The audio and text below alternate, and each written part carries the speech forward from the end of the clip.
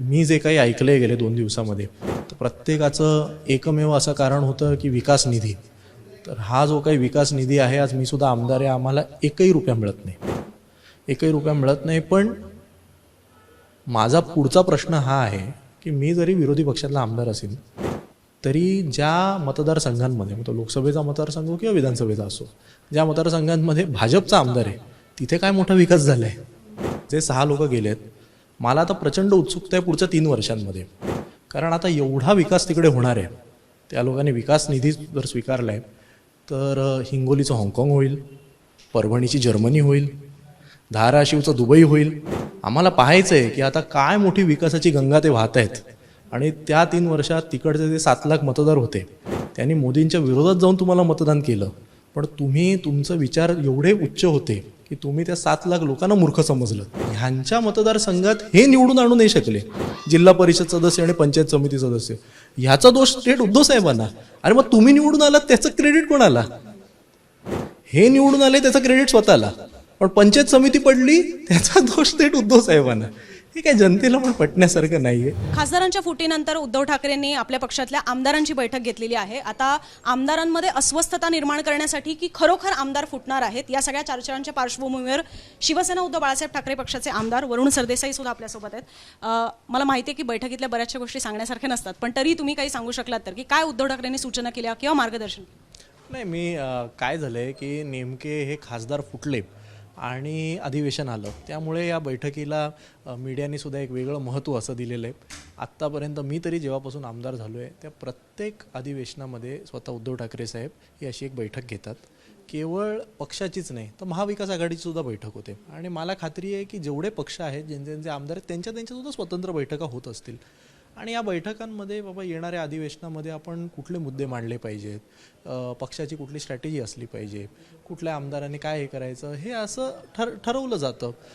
वरिष्ठ नेते आमच्यासारख्या पहिल्यांदा निवडून आलेल्या लोकांना मार्गदर्शन करतात, उद्धव साहेब काही मार्गदर्शन करतात, त्याचप्रमाणे बैठक झाली. असं काही त्यामध्ये अजून काही वेगळं असं फारसं नव्हतं. पण मी म्हणालो तसं की आत्तापर्यंत माझं मला वाटतं 5वं की 6वं अधिवेशन असेल, प्रत्येक अधिवेशनात या बैठका होतात. पण असं आहे की काही आमदारांशी आम्ही जेव्हा बोललो त्यात त्यांचं एक होतं की उद्धव ठाकरेंनी हेही सांगितलेलं आहे की विरोधी पक्षाचं राजकारण करण्याची मानसिकता ठेवा किंवा ती तयारी ठेवा. तर याचा अर्थ इनडायरेक्टली का होईना पण ह्या प्रश्नाला स्पर्श तर केलेला आहे. तुमच्या आमदारांची खरोखर तेवढी मानसिकता आहे? खासदार गेल्यानंतर कदाचित ती एक इन्स्टेबिलिटी येऊ शकते. नाही, असं मला वाटत नाही. कारण तुम्हाला मी सांगतो की खासदारांचं सुद्धा जाणं हे म्हणजे अक्षरशः लाजिरवाणं आहे. त्या लोकांनी ही जी गद्दारी केली आहे ही काही त्याला ऑपरेशन म्हणावं की चोरी म्हणावी हा देखील एक प्रश्न आहे. आम्ही आमदार असू, आम्ही खासदार असू, 2022ला जो बंड झाला त्यावेळी त्यांनी सांगितलं की आपण लढलो भाजपसोबत, आम्हाला जमलं नाही काँग्रेससोबत जाणं म्हणून आम्ही गेलो.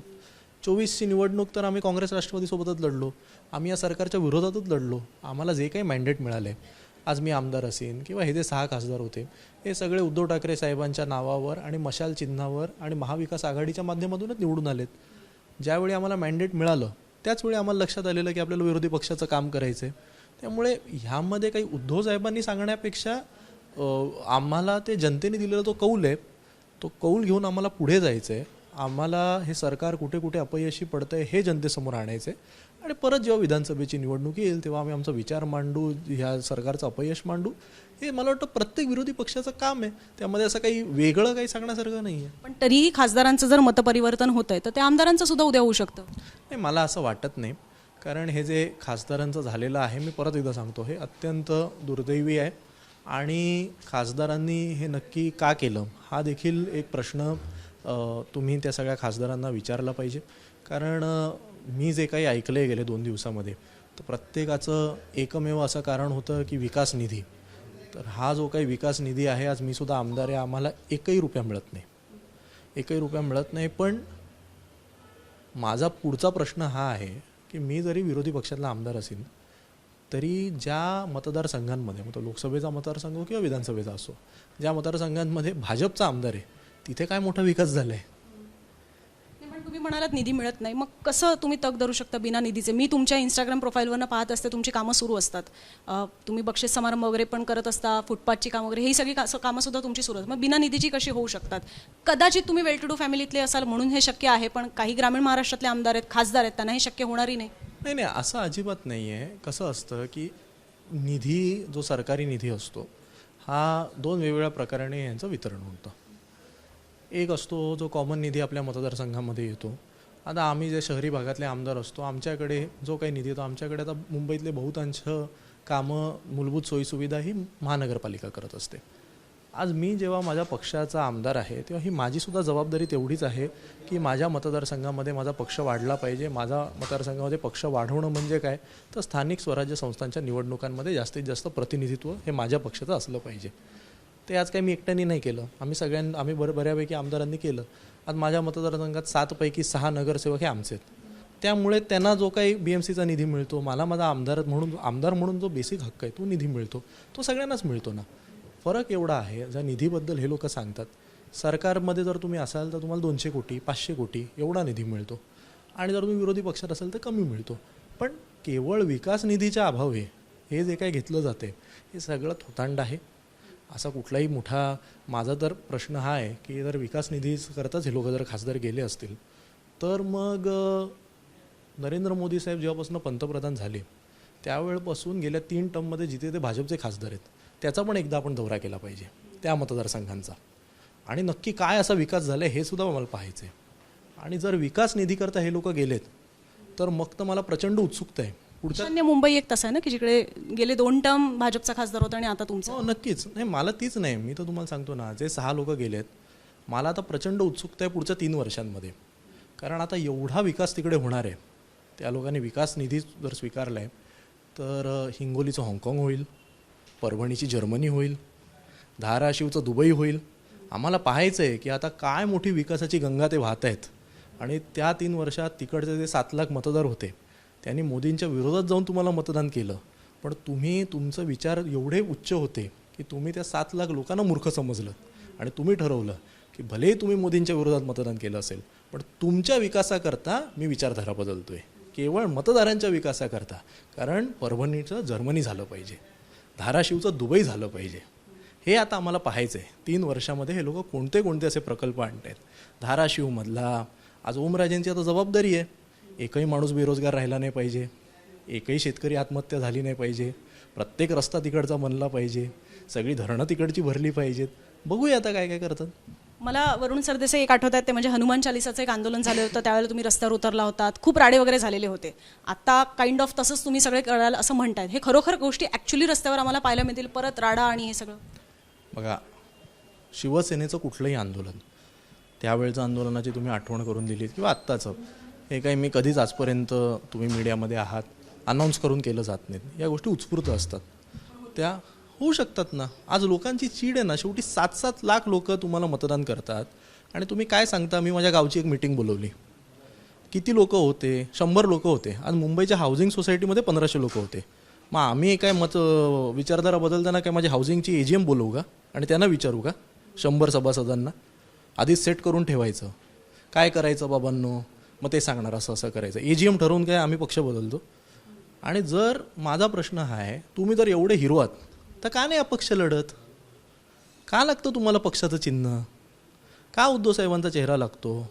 त्यावेळी का आम्हाला उद्धव साहेबांची सभा द्या, संजय राऊत साहेबांची सभा द्या, सुषमा अंधारेंची सभा द्या, भास्कर जाधवांची सभा द्या, का आदित्यजींचा रोड शो द्या, आम्हाला तुमची बॅकअपची टीम पाठवा, आम्हाला बॅकएंड करता सर्वेवाले द्या, आम्हाला पक्षाचा निधी द्या. माझ्यासारखे हजारो कार्यकर्ते, आम्ही आमचा पैसा, आम्ही आमची मेहनत, आम्ही आमचा वेळ, हे लोक खासदार व्हावे म्हणून आम्ही करतो. माझ्यासारखे असंख्य, मी तरी काय मीडियासमोर असतो, लोक मला ओळखतात. कितीतरी लोक फक्त शिवसेनेवर प्रेम करतात, बघत पण नाहीत कोण उमेदवार आहे. आपला उमेदवार आहे, गद्दारीच्या विरोधात उत्तरं दिली पाहिजेत. शिंदे गटात फुटून गेलेले खासदार, त्यांच्या विरोधात हा दिलेला चेहरा आहे, त्यांना निवडून आणण्याकरता मेहनत केली आणि त्यामुळे हा राग आहेच ना आमच्या मनात. पण आता उद्धव ठाकरे जे परत दौरे करतायत, हे आपल्याकडे एक मराठीत म्हण आहे, वराती मागून घोडं किंवा उशिरानं सुचलेलं शहाणपण. अनेक जणांचं म्हणणं आहे की हे आता तसं होतं की ज्यावेळेला ॲक्च्युली खासदारांना वाटत होतं की ह्यांचे दौरे व्हावे त्यावेळेला ते दौरे झाले नाहीत, खास करून स्थानिक स्वराज्य संस्थांच्या निवडणुकांच्या वेळेला. आणि आता ते दौरे झाले तरी काही खासदार परत येणार नाही, तर त्या दौऱ्यांचा काय फायदा होणार? नाही, असं आहे बघा, मला ना सगळ्यात मध्ये हा विषयच मला गौण वाटतो. मी तुम्हाला सांगतो, पक्ष वाढवणं, पक्षाची ताकद वाढवणं ही जबाबदारी काय एकट्या पक्षप्रमुखाची असते का? पक्ष आम्हाला काय करतो, माझ्या सकट आम्हाला तिकीट देतो, तिकीट दिल्यानंतर आम्हाला सगळ्या प्रकारची रसद देतो, कार्यकर्त्यांची फौज आमच्या मागे उभी करतो, आमच्याकरता प्रचार सभा घेतो. आज पक्षामुळे तुम्ही माझी मुलाखत घेताय, मला आमदार वरुण सरदेसाई म्हणून ओळखताय. एकदा मी आमदार बनल्यानंतर पक्ष वाढवण्याची जबाबदारी माझी पण आहे ना. म्हणजे मी काय नुसता बिल्ला लावायचा. या खासदारांनी काय फक्त दिल्लीत पार्ट्या करायला आहे ना आम्ही देतो, की चार्टर फ्लाईटने यांची देवदर्शनं करायला आहे ना खासदार करतो. यांची जबाबदारी नाही स्थानिक स्वराज्य संस्थांची जबाबदारी घेणं. मी पहिल्यांदा निवडून आलो. मी तुम्हाला सुरुवातीलाच सांगितलं, माझ्या विधानसभेत जास्तीत जास्त महापालिकेचे नगरसेवक निवडून आले पाहिजेत. याकरता ती माझी पण जबाबदारी आहे. म्हणजे ह्यांच्या मतदारसंघात हे निवडून आणू नाही शकले जिल्हा परिषद सदस्य आणि पंचायत समिती सदस्य, ह्याचा दोष थेट उद्धव साहेबांना. अरे मग तुम्ही निवडून आलात त्याचं क्रेडिट कोणाला? हे निवडून आले त्याचं क्रेडिट स्वतःला, पण पंचायत समिती पडली त्याचा दोष थेट उद्धव साहेबांना. हे काय जनतेला पण पटण्यासारखं नाही आहे. या ज्या निवडणुका असतात, पंचायत समिती कसली असते हो? तालुक्याची असते. तालुक्याच्या निवडणुकाला पक्षप्रमुखांनी यायचं. मग तुम्हाला का नेतं केलं आम्ही? तुम्ही चेहरे आहात ना पक्षाचे. पक्षाच्या चेहऱ्या लोकांनी जर हात वर केले तर उपयोग काय या लोकांचा? मग ह्यांना कशाला तिकीट दिली? सगळ्यांनी जबाबदारी, कुठलाही पक्ष, इट्स अ कलेक्टिव्ह रिस्पॉन्सिबिलिटी. मोठ्या निवडणुकांमध्ये पक्षाचं प्रमुखांनी जे केलं पाहिजे ते उद्धवसाहेब करतातच. आणि आज ती पोकळी जी निर्माण झाली आहे, तिकडचे ते कार्यकर्ते जे तयार झाले आहेत की 2-2 वेळा खासदार फुटले बघा. 24च्या आधी 22ला फुटले, आता परत फुटले. त्या कार्यकर्त्यांना धीर द्यायला उद्धवसाहेब चाललेत. ते काय निवडणुकांचा प्रचार करायला नाही चाललेत. तिकडच्या कार्यकर्त्यांना काळजी करू नका, तुमचं माझ्यावर प्रेम आहे, परत उभे राहू, परत नवीन चेहरा देऊ, परत तुम्ही त्याला निवडून द्या. पण आहे उद्धव ठाकरेंचा अजूनही विश्वास? म्हणजे एवढं सातत्याने जर त्यांच्यासोबत अशा पद्धतीने धोका दिला असं ते म्हणतात 2022 आणि आत्तासुद्धा, अजूनही विश्वास ठेवून आहेत ते त्यांच्या लोकप्रतिनिधींवर? 100% असं आहे की संजय दिना पाटील येतात रविवारच्या बैठकीला आणि मंगळवारपासून गायब होतात, परत म्हणतात की मी बैठकीला येईन दिल्लीच्या आणि परत येत नाहीत. अजूनही त्यांचा विश्वास कसा काय? नाही, कसं असतं बघा, शेवटी उद्धव साहेबांचा स्वभाव असा आहे की ते एकदा विश्वास ठेवला की ते पूर्ण ठेवतात. आणि मला असं वाटतं की एक पक्षप्रमुख म्हणून त्यांची ती जी जबाबदारी आहे ती पूर्ण निभवतात. आज पक्ष असेल, संघटना असेल, या संघटनेमध्ये एक वेळ लोकप्रतिनिधी नसतात. शिवसेना हा एक परिवार आहे. आज 2022पासनं दररोज हा गेला तो गेला, आता शिवसेना संपली, हा गेला तो गेला, शिवसेना संपली. आमचे एवढे खासदार गेले, 13 खासदार, आमचे एवढे आमदार गेले. त्यानंतर राष्ट्रवादी फुटली, त्यानंतर काँग्रेस फुटली, त्याच्यानंतर जी लोकसभा झाली त्यामध्ये महाविकास आघाडीचे 32 खासदार आले, आमचे 9 आले. मी परत तुमच्याच ह्याच्यात मी तेव्हा मांडणी केलेली, 5चे आम्ही 9 करून दाखवले. सगळं फुटल्यानंतर तेव्हा तर चिन्ह पण नव्हतं आमच्याकडे. मग आता का नाही होणार? 100% होईल, आम्हाला खात्री आहे ना, आम्हाला पूर्ण खात्री आहे. त्यामुळे हा विचार जे फुटलेत त्यांनी करायला पाहिजे होता. आम्हाला त्याची काही चिंता नाही आहे. मी तर तुम्हाला उलट सांगतो, ह्याच्यातलं एकही निवडून येणार नाही. हे काय मी तुम्हाला गॅरंटीने कशाने सांगतो आहे, कारण मी एक बाबा अभ्यासक आहे म्हणून, मी काय फार मोठा नेता नाही आहे. हे सगळे निवडूनच मुळात 2-2, 2.5 लाखाच्या फरकाने का आले? कारण तिकडच्या जनतेने मोदी सरकारच्या विरोधातलं मॅन्डेट दिलेलं. एवढं तर त्यांना कळलं पाहिजे होतं. जेव्हा ओमराजेंसारख्या व्यक्तीला 3-3.5 लाखाचं मॅन्डेट हे मोदी सरकारच्या विरोधात मिळतं, याचा अर्थ केवळ ओमराजे नाही आहेत, तर तिकडे महाविकास आघाडीला, इंडिया आघाडीला, उद्धव ठाकरे साहेबांच्या चेहऱ्याला, मशाल चिन्हाला मिळालेलं ते मतदान असतं. एवढं मतदान तुम्ही कसं काय हे करता? 2-3 प्रश्न घेते शेवटचे, कारण की तुम्ही स्वतः ओमराजेंची मनधरणी करण्यासाठी गेलेला होता आणि जे अगदी शेवटच्या टप्प्यामध्ये होतं त्यांचं वर्जन समोर आलं, ज्याचा आता तुम्ही सुद्धा उल्लेख केलात की माझ्या जिल्ह्यामध्ये काहीच निवडून आणू शकलो नाही मी. तुमचं त्याच्यावरचं त्यांना कशा पद्धतीने तुम्ही त्यांना कन्व्हिन्स करण्याचा प्रयत्न केलात? कारण तुमच्याकडे आहे काय की जे तुम्ही त्यांना ऑफर कराल ज्याच्यासाठी ते तुमच्याकडे राहिले असते? मला हे कळतच नाही, आम्ही त्यांना का काही ऑफर करावं? तुम्ही गेला होता त्यांना कन्व्हिन्स करायला. आम्ही त्यांना दिली ना खासदारकी, अजून काय देण्यासारखं असतं? घरात जर तुम्ही एखाद्याला उद्या काय आई वडील काय रोज मुलाला काय घरात गिफ्ट घेऊन जातात का? अरे जन्म दिला, ओळख दिली, आता त्याचं देणं आहे. रोज काय आपण थोडी म्हणतो थांब रे बाबा. आम्ही त्यांना ती फक्त एक आठवण करून द्यायला गेलो की दादा तुम्ही 3-3.5 लाखाच्या फरकाने मोदी सरकारच्या विरोधात निवडून आले. आपण 2024ला सुद्धा सगळे गेल्यानंतर तुम्ही थांबलात, त्यानंतर सुद्धा तुम्हाला एवढं मोठं मॅन्डेट मिळालं आहे. हे सगळं कसं मिळालं? तेव्हा तर मशाल चिन्हसुद्धा नवीन होतं. मशाल विरुद्ध धनुष्यबाण हा गोंधळ होता. असं असताना 3.5 लाख हे काय एक छोटं मॅन्डेट झालं का? म्हणजे आम्ही काय देऊ हा कशाला विषय असला पाहिजे? जो बाहेरनं आपल्याकडे येतोय त्याला पण काहीतरी देतो ना. आपल्याच लोकांना कशाला रोज देत बसायचं? यांना दिली ना, खासदारकी दिली, मान दिला, सन्मान दिला, अजून काय वेगळं द्यायचं? तुम्ही एक मगाशी उल्लेख केलात उत्तरामध्ये, तो म्हणजे की उद्धव ठाकरे खूप सहज विश्वास ठेवतात. एक वीकनेस वाटतो त्यांचा, कारण बरेच उद्धव ठाकरेंच्या बऱ्याच चुकांबद्दल त्यांचे विरोधक बोलत असतात, पण तुम्हाला हा त्यांचा सगळ्यात मोठा वीकनेस वाटतो का, की ते खूप सहज विश्वास ठेवून मोकळे होतात? कशाला वीकनेस असायला पाहिजे तो? नाण्याच्या दोन बाजू असतात ना, कुठेतरी तुमची पण बाजू कमी पडत असेल किंवा चुकत असेल. नाही, मी काय म्हणतो की जर संपूर्ण देशामध्ये एकच पक्ष फुटला असता, शिवसेना, तर मग तुमची आर्ग्युमेंट मी मान्य केली असती. आमचा पक्ष फुटला 2022ला, तो देशात सगळ्यात पहिला एवढा मोठा पक्ष फुटला. त्यावेळी केवळ मीडियाने नाही तर वेगवेगळ्या पक्षांनी आम्हाला भरपूर सल्ले दिले, काय काय केलं पाहिजे, कसं जपलं पाहिजे. त्याच्या वर्षभरात राष्ट्रवादी पक्ष फुटला. जे काय काय सल्ले उद्धव साहेबांना दिले जात होते ते सगळेची अंमलबजावणी करणारा पक्ष फुटला. त्यानंतर कार्यकर्त्यांनी कसं फिरलं पाहिजे, दौरे केले पाहिजेत, हे केलं पाहिजे, ते सल्ले देणारा ममता दिदींचा TMC फुटला. त्यानंतर आप फुटला. त्यामुळे ही एक प्रचंड मोठी मोडस ऑपरेंडी संपूर्ण देशात सुरू आहे. This is not a localized incident. मी याला वारंवार सांगतो, या ऑपरेशनने हा दरोडा आहे. दरोडा पहिला कलकत्त्यात पडला आहे, दुसरा दरोडा दिल्लीत पडला, तिसरा दरोडा महाराष्ट्रात पडला. दुर्दैवाने दरोडेखोरांना पकडा याहीपेक्षा जसं धूम पिक्चरमध्ये ऋतिक रोशन दरोडा घालतो, पण ऋतिक रोशनच कसा हिरो आहे हे 2 तास दाखवलं जातं, तसं आपल्याकडे दुर्दैवाने सुरू आहे. की ऑपरेशन कसं सुंदर केलं. कच्चीवरनं येतात, रश्शीनी उतरतात, घरमालक झोपलेला असतो, तिजोरी उघडतात, सगळं सोनं पळवतात, घरमालकाला कळत पण नाही. आणि मग आपण घरमालकाला विचारतो, अरे तू CCTV तर लावायला पाहिजे होते, तू ग्रिल लावायला पाहिजे होतीस, तू काहीच करत नाही. अरे दरोडेच्यांनी घातले त्यांना प्रश्न विचारा, घरमालकाला काय प्रश्न विचारायचे आपण? एक शेवटचा प्रश्न अशा अर्थाने, कारण की आता तुमचे चॅलेंजेस वाढणार आहेत. हे कितीही जरी चूक बरोबर ह्या तराजूत आपण तोललं तरी शेवटी या गोष्टी होत आहेत, आणि ते कशासाठी होत आहेत आपल्याला माहिती आहे, की डिलिमिटेशन आणि महिला आरक्षण हे सगळं आता लागू होईल. प्लस SIRची प्रक्रिया सुरू आहे, ज्याच्यामध्ये सुद्धा आरोप हे होतात तुमचे की विरोधकांचीच वोट बँक कट केली जाते. सो आव्हानं खूप वाढतील आता, आणि डिलिमिटेशन झालं तर जवळपास 100 तुम्हाला नव्यानं उमेदवार आणावे लागतील विधानसभेला, आणि लोकसभेला सुद्धा 50. हे सगळं तुम्ही कसं करणार आहात, ज्यावेळेला तुमच्याकडे कुठेच आत्ताच्या घडीला फारशी तशी सत्ता नाही? सो नवीन योजना आणणं किंवा गोष्टी राबवणं, ह्या सगळ्या गोष्टींमध्ये सुद्धा आता तुम्ही कमी पडाल.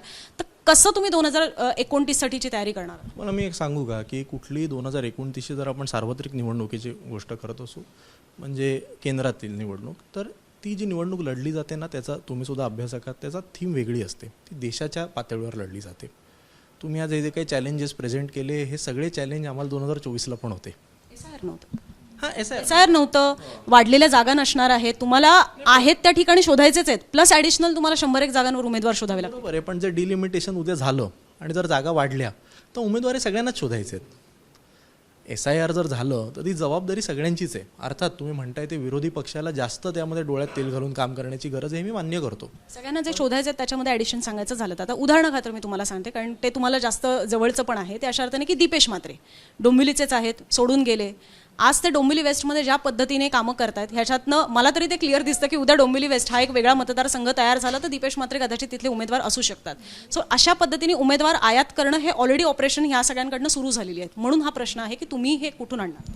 तुम्ही मला जे प्रश्न विचारला मी त्याचंच उत्तर देतो. ज्या व्यक्तींचं तुम्ही नाव घेतलं, दीपेश म्हात्रे, हे 2024ला पण तयारी करत होते. त्यांना मीच पक्षात घेऊन आलो, मीच तिकीट दिलं. तेव्हा जसं दिलं तसं आत्ता पण आणीन उमेदवार आणि उद्धव साहेबांकडे घेऊन जाईल.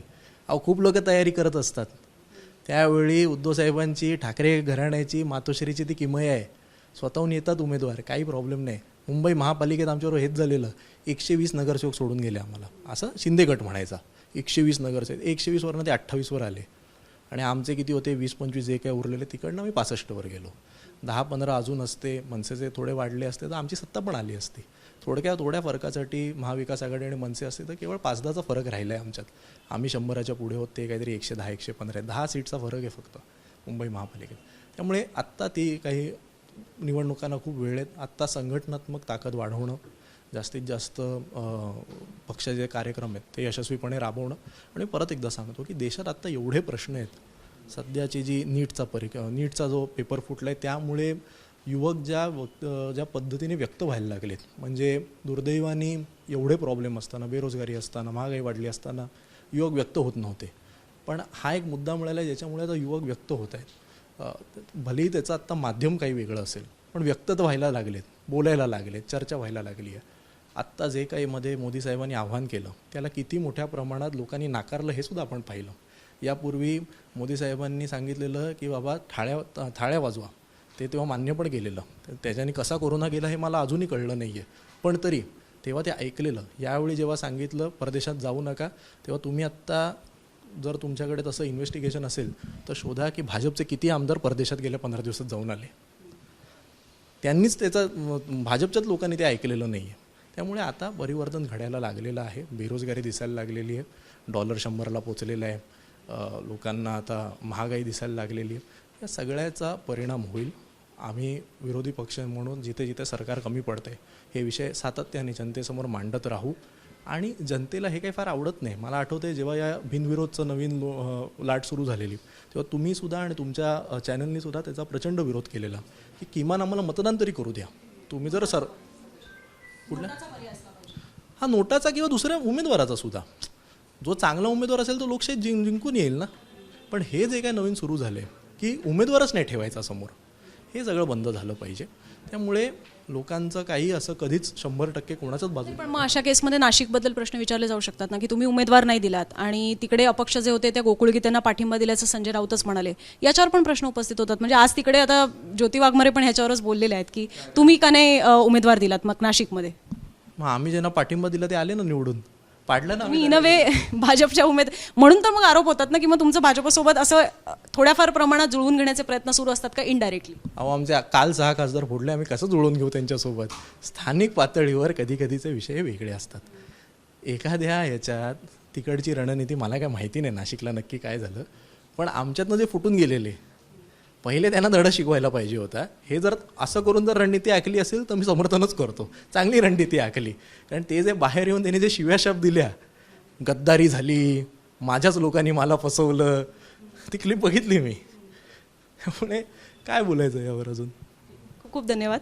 तर वरुण सरदेसाई बऱ्यापैकी कॉन्फिडंट आहेत, आमदारही कॉन्फिडंट आहेत. फक्त हा कॉन्फिडन्स किती वेळ टिकतो, आमदार खरोखर किती वेळ टिकतात आणि शिवसेना युबीटीची वाटचाल पुढची कशी असते याबद्दल तुमची मतं कॉमेंट बॉक्समध्ये आमच्यापर्यंत नक्की पोहोचवा. कॅमेरामन राकेश साळसकरसह मी अनुजा, मुंबई तक.